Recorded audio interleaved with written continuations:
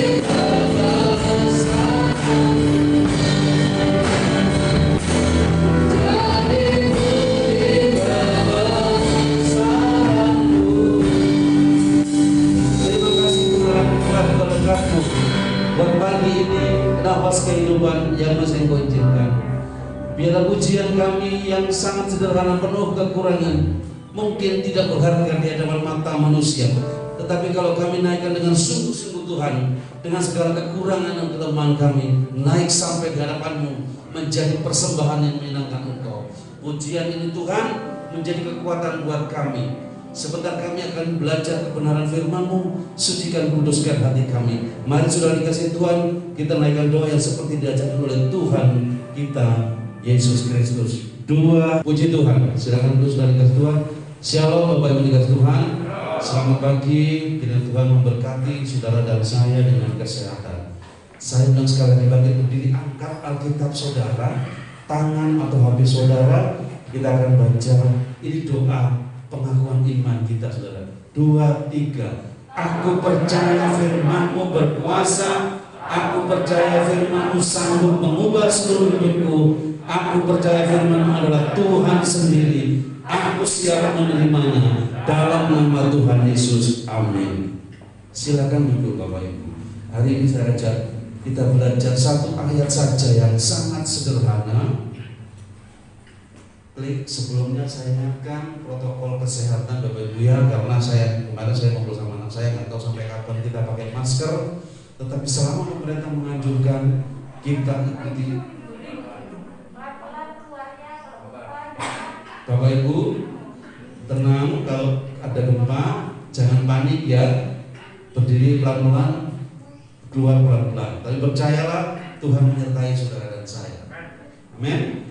Saat ini kita akan belajar sebentar saja, paling 15 menit ya, protokol kesehatan. Klik lagi Mbak, kita baca bersama-sama ya. Amsal 6 ayat 6. 2, 3. Hai pemalas, pergilah kepada semut, perhatikanlah lakunya dan jadilah bijak. Saudara, saya garis bawahi lakunya dan bijak. Firman Tuhan ini, Amsal ini ditulis oleh seorang raja bernama Salomo, seorang yang penuh hikmat. Saudara, kalau sudah perhatikan, seolah ini jadi kelim. Hai pemalas, ini ditujukan kepada siapa? Tetapi kalau kita sadar bahwa kita bagian dari ini, kita harus berubah, saudara. Tuhan lewat firman Tuhan tidak mengajarkan belajarlah kamu kepada orang pandai, belajarlah kamu kepada Archimedes, belajarlah kamu kepada Einstein, belajarlah kamu kepada Bill Gates. Tidak, saudara. Belajarlah kepada semut, saudara-saudara. Kita lihat saudara, saya yakin semua orang pernah melihat semut dan semua orang pernah digigit semut. Klik lagi Pak, saya cepat saudara. Saudara, yang pertama, kenapa Tuhan suruh belajar, kita belajar kepada semut? Saudara-saudara, yang pertama semut itu rajin cari makan. Nah, kenapa rajin cari makan saudara? Karena dia tahu. Markus 13 ayat 18 dikatakan, berdoalah supaya segala sesuatu jangan terjadi pada musim dingin. Kenapa saudara? Musim dingin selalu berbicara tentang, jangan dingin dulu. Musim dingin berbicara tentang kesukaran saudara. Kalau saudara, saya pernah ke Eropa dan pada menjelang akhir musim dingin itu sudah setengah mati dinginnya. Apalagi daerah-daerah mendekati kutub sana, Cina bagian utara, Rusia. Kalau di Cina bagian utara namanya Chengdu, saudara-saudara, Changchun maaf. Itu kalau minus hujan, kalau musim dingin itu sampai minus 12 derajat. Sudah bisa bayangkan, sukar. Nah, semut ini rajin mencari makan dan saat ini saudara dan saya masih dalam kesukaran, benar? Masih dalam suasana pandemi. Tetapi saya yakin kita semua rajin mencari nafkah dengan berbagai usaha. Ada yang jualan, ada yang lewat online dan sebagainya. Itu usaha keras kita, saudara. Usaha yang keras kita. Yang pensiun bagaimana? Yang pensiun ya sudah pensiun karena kita menikmati masa pensiun. Tetapi saudara, yang kita yang masih memiliki kekuatan yang diberikan Tuhan untuk mencari nafkah sekuat mungkin. Sampai firman Tuhan katakan dalam Pengkhotbah 9 ayat 10, apa saja dikerjakan tanganmu untuk dikerjakan dengan sekuat tenaga.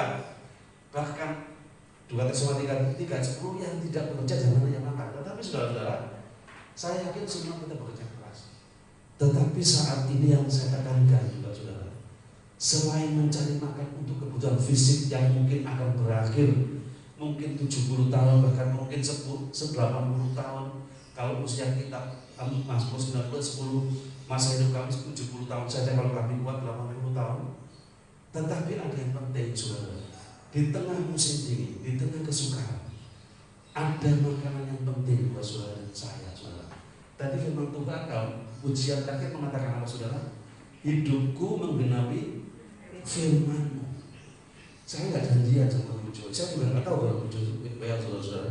Hidupku menggenapi firman-Mu. Saudara, hidup kita ini untuk melakukan mujizat. Nah, seperti bangsa yang kecil, sangat kecil, salah satu bangsa, salah satu animal atau binatang itu kecil, tetapi memiliki kekuatan yang sangat besar. Yang pertama, saudara, dia rajin. Kata rajin kita terapkan dalam hidup kita, bukan hanya rajin mencari makan, tetapi rajin mencari Tuhan, mencari firman Tuhan. Kenapa, saudara? Klik lagi, Mbak. Nah, ini, saudara, tolong dibacakan. Ada yang bisa membacakan? Kalau saya bacakan, tolong bacakan. Amos 8 ayat 11 sampai 12. Amos 8 ayat 11 sampai 12. Sesungguhnya waktu akan datang, demikianlah firman Tuhan Allah. Aku akan mengirimkan kelaparan ke negeri ini, bukan kelaparan akan makanan dan bukan kehausan akan air, melainkan akan mendengarkan firman Tuhan. Mereka akan mengembara dari laut ke laut dan menjelajah dari utara ke timur untuk mencari firman Tuhan, tetapi tidak menemukan. Saudara, akan ada masanya firman Tuhan itu tidak bisa didapatkan. Akan ada masanya, saudara, saya mencari Tuhan, mencari pengharapan di tengah kesukaran, tidak akan mendapat, saudara-saudara. Minggu lalu saya berbagi sama saudari tentang masa akhir zaman. Satu sedina 3 jubah gandum, saudara-saudara. Kenapa, saudara? Hidup makin sukar dan firman Tuhan akan semakin sukar didapatkan. Bapak Ibu ada yang membawa Alkitab ini ya, Alkitab konvensional ada? Ibu Ani ada ya? Ibu Ani bisa dibuka Maleakhi ayat yang terakhir pasal 4. Tahu Maleakhi? Ibu Ani? Ya tolong Mbak Kesi. Saya ingin tahu, saya tunjukkan sesuatu, saudara-saudara. Ya. Sudah? Udah, Maleakhi yang terakhir aja. Nah, setelah Maleakhi itu apa? Terus buka lagi. Ada berapa lembar perjanjian baru? Hah? Ada berapa? Tulisan perjanjian baru ada berapa? 1. Setelah ini ada perjanjian 2 lagi kan? Ada perjanjian baru yang kecil tulisan ini? Betul? Gak ada. Gak ada kertas kosong di tengahnya? Ada ya? Nah, saudara-saudara, kalau saudara lihat baca Alkitab ini, dari kitab Maleakhi dan Matius itu ada satu kertas kosong, tulisan perjanjian baru kecil. Lalu ada lagi tulisannya perjanjian baru yang besar. Ini, saudara, yang kecil ini kosong, beberapa kitab kosong. Itu adalah tanda selama antara Maleakhi dan Matius Tuhan tidak berbicara, firman Tuhan tidak ada nabi, saudara, selama 400 tahun. Dan selama 400 tahun ini buktinya, saudara, ini sebagai tanda bahwa 400 tahun Tuhan tidak berbicara. Firman Tuhan nggak bisa didapatkan. Bangsa Israel dalam penjajahan, hanya ada imam-imam, hanya ada rabi-rabi yang membawakan firman Tuhan dengan sekemaunya mereka sendiri, dengan apa, saudara-saudara, dengan kitab Talmud dan sebagainya. Tidak ada firman Tuhan yang benar waktu itu. Saudara bisa bayangkan, dalam keadaan tertekan, dalam keadaan penjajahan, tidak ada firman Tuhan yang diberitakan. Nah, kalau saat ini di tengah kita pandemi yang masih kita nggak tahu sampai kapan, kalau Tuhan izinkan kita diberi kekuatan, cari makan, cari Tuhan, lakukan dengan setia, saudara-saudara. Kemarin keluarga ibu saya, keluarga besar almarhum Eyang Sutrisno Sunarjo merayakan Paskah, saudara. Seluruh keluarga, adik-adiknya ibu dan kakak-kakaknya dan semua sepupu saya semua, bahkan keturunan ketiga termasuk dari Maka.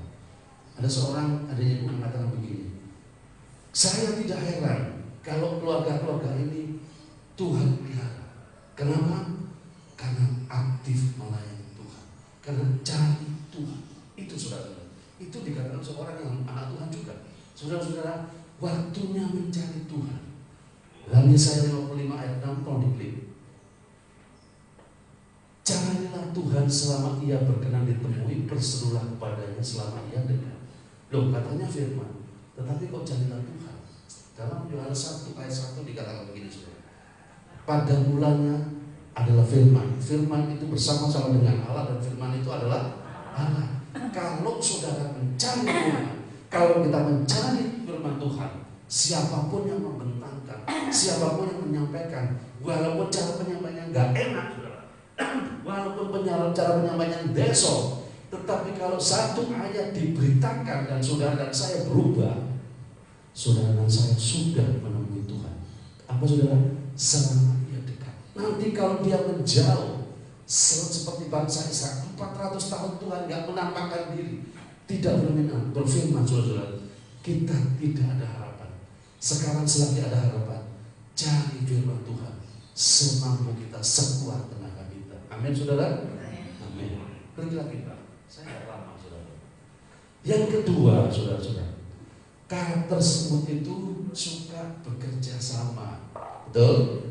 Saya yakin betul, saudara. Karena di mana semut, dia jalan sendirian, teman-temannya datang bawa makanan seperti ini, saudara. Rame-rame diangkat.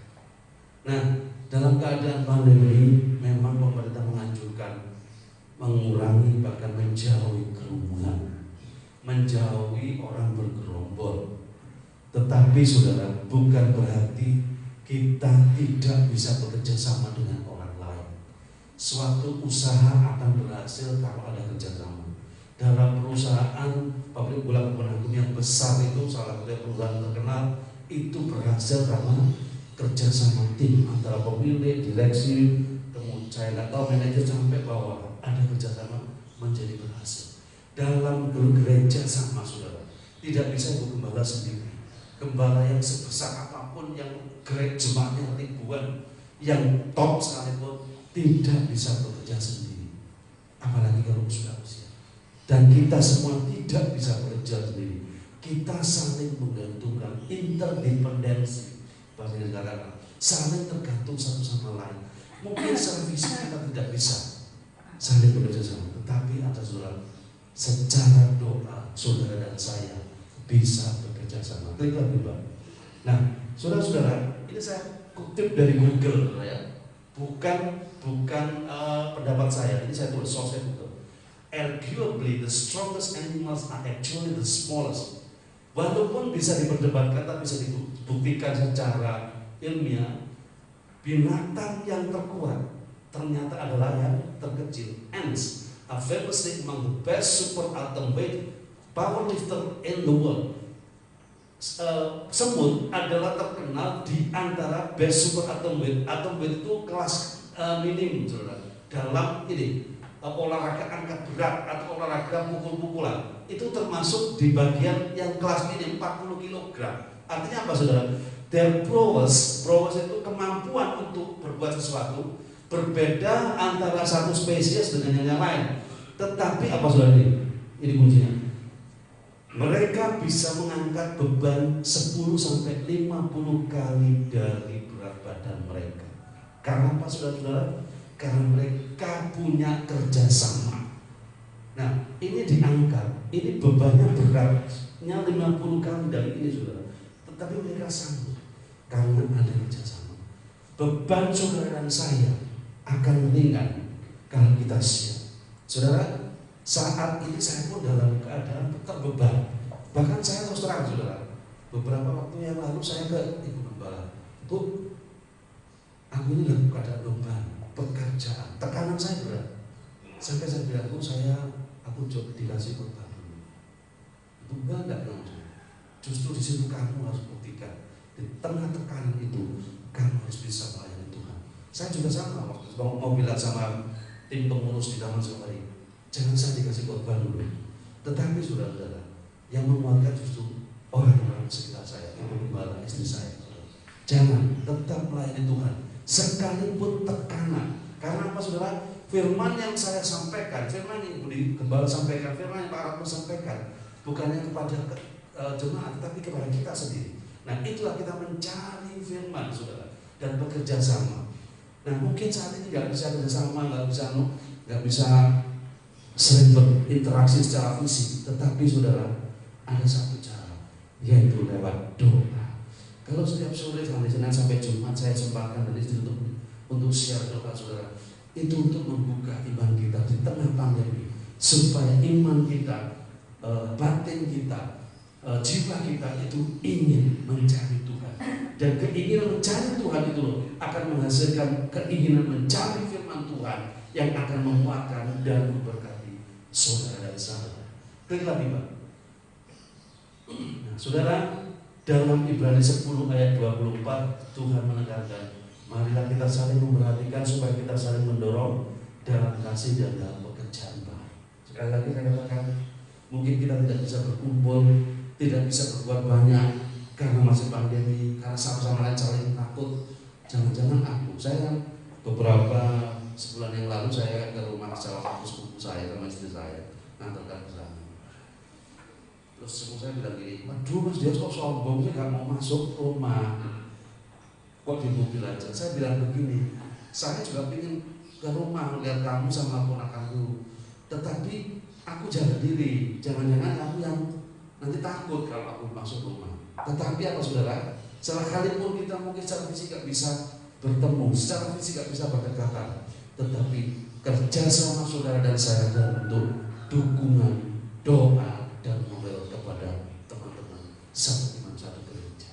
Yang terakhir saudara-saudara, klik lagi. Nah, semut ini tadi dikatakan apa saudara? Bijak. Tuhan kalau berfirman aneh saudara ya, nggak nyuruh saudara dan saya belajar ilmu bijak kepada orang-orang ahli-ahli pintar. Sekarang banyak motivator, orang-orang yang pintar menggugah semangat, orang-orang yang pintar saudara khotbah, orang-orang yang pintar boleh dikatakan membangkitkan semangat kita. Tetapi Tuhan menyuruh saudara dan saya menjadi bijak lewat semut. Kalau Bapak Ibu nanti search di Google, itu semut itu kalau pada musim dingin dia lebih banyak, tidak banyak aktivitas, tetapi dia diam. Aktivitas ada, tetapi banyak diam. Musim dingin bukan musim hujan ya. Kalau musim hujan di tembok banyak, tetapi kalau musim dingin itu musim hujan salju, jarang ditemui semut. Bahkan kalau di musim, bahkan beberapa orang Eropa itu tidak pernah melihat tokek karena jarang ada tokek. Nah, sama musim dingin, semut mengurangi aktivitas pada masa kesukaran. Dia mengurangi aktivitas dan dia lebih banyak berdiam diri. Artinya apa saudara belajar? Saudara dan saya di tengah aktivitas ini sekarang ini, yang kita dipaksa mengurangi aktivitas kerja, berkerumun, berdiam diri, memanfaatkan waktu untuk berdoa. Ini dikatakan hibernasi, merenung saudara, meditasi, banyak berdoa. Dan apa saudara? Selama musim panas mereka bekerja keras mencari Tuhan, mencari makan. Dan selama musim panas, selama saat itu Tuhan masih izinkan saudara dan saya cari firman. Dan semut saudara, dia bijaknya dalam apa saudara? Dalam mengelola makanannya. Waktu ada kesempatan, dia mencari sebanyak mungkin makanannya sampai musim dingin ada persiapan. Sama dengan saudara dan saya, waktu Tuhan izinkan mencari firman Tuhan, cari sekuat tenaga, boleh dikatakan semaksimal mungkin, sampai sekolah kita nggak ada tenaga lagi mencari firman Tuhan. Pada waktu musim kesukaran, pada waktu dunia digoncang, pada waktu tidak lagi ada harapan, saudara dan saya tinggal ada harapan. Nah saudara, semut ini juga bijak mengelola makan, bijak mengelola pengeluaran. Saudara-saudara, klik lagi Pak. Mengelola sumber daya atau resources. Nah, ini di tengah masa pandemi saudara, otomatis pemasukan kita, pemasukan seluruh umat manusia, termasuk saya, berkurang. Keuangan berkurang. Kalau keuangan berkurang, berarti daya beli menurun. Kita lihat beberapa supermarket besar tutup, Giant tutup, saya lagi nggak tahu lagi, mungkin apalagi saya tutup saudara. Karena daya beli orang kurang, pembelinya menurun. Nah, di tengah menurunnya sumber daya kita, income kita, Semua seperti disebut bijak loh. Berusaha kita bijak mengelola keuangan kita, mengelola pengeluaran kita. Yang dulunya setiap hari makan di luar sekarang dikurangi. Yang dulunya setiap minggu belanja ini dikurangi. Kenapa saudara? Supaya bisa bertahan. Itulah saudara-saudara, Tuhan menyuruh, Tuhan menuntut saudara dan saya mengelola sumber daya kita dengan bijak. Kenapa?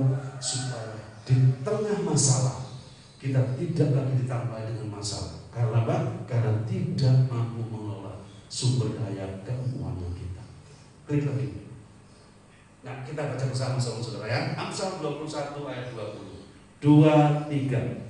Harta yang indah dan minyak ada di kediaman orang bijak, tetapi orang yang malah memboroskannya.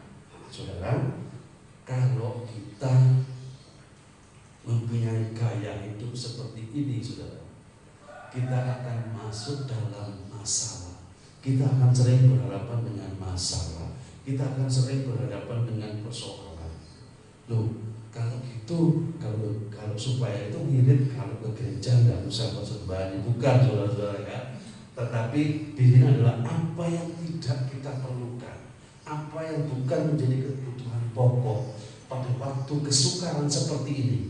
Saudara dan saya harus berusaha bisa untuk menghapuskannya. Ini tidak kebutuhan pokok. Aku harus bisa mencukupkan diriku selama masa pandemi ini dengan apa yang ada padaku. Demikian juga semua saudara. Nah saudara-saudara, kata bijak inilah yang menjadi kunci dari firman Tuhan ini. Berbuatlah bijak selama kamu dalam keadaan mengalami masalah. Selama masa pandemi ini saudara, kata ini yang penting. Bijak dalam bertindak, terutama dalam mengatur keuangan kita, mengatur sumber daya yang kita miliki. Supaya apa saudara? Supaya kita bisa bertahan selama musim dingin. Dan firman Tuhan yang kita cari dengan sekuat tenaga, itulah yang mampu membuat kita hidup bijak. Tuhan Yesus memberkati saudara dan saya. Saya dan para pemain musik, singer, saudara, gereja kita menerima bantuan dari Bapak Ibu Lagu Mengaku dalam bentuk uang untuk naskah sebesar 1,5 juta. Kami mengucapkan terima kasih juga kepada Pak Budi yang bersama Pak Budi. Nanti akan kita siapkan surat ucapan terima kasih yang akan ditandatangani. Saya undang jemaat bangkit berdiri. Saudara, akhir zaman sudah dekat. Kita nggak tahu Tuhan kapan datang, tetapi percayalah Tuhan akan datang. Kita naikkan satu pujian lama, saudara-saudara, yang sangat lama, tetapi pujian ini untuk saya.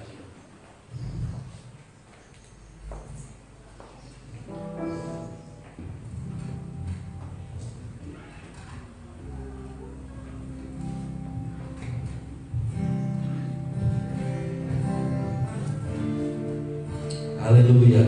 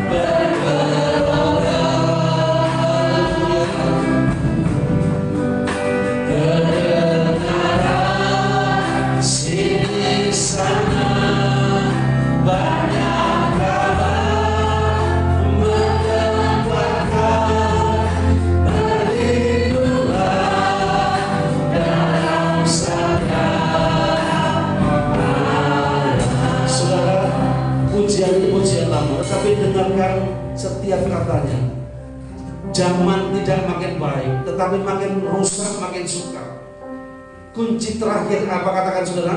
Berlindunglah dalam sabda Allah. Saudara-saudara, mari kita cari firman Tuhan selama Dia ada, selama Dia dekat. Saya ajak saudara-saudara, tempelkan tangan kiri kita di dada kita. Resapi firman Tuhan, undang hadirat Dia. Kalau saat ini seandainya Tuhan panggil saudara dan saya, kita didapati setia, saudara. Sekalipun ada gempa, seandainya kita pun jatuh, kita mati dalam gempa, kita didapati setia. Waktu yang tinggal 15 menit, saya akan manfaatkan untuk masuk dalam doa, saudara-saudara. Kalau saudara mungkin berat untuk berdiri, silakan Bapak Ibu yang lansia untuk duduk. Kita naikkan pujian ini, berkali-kali kita akan masuk dalam doa. Haleluya. Busuk kalau mau duduk, monggo silakan. Haleluya.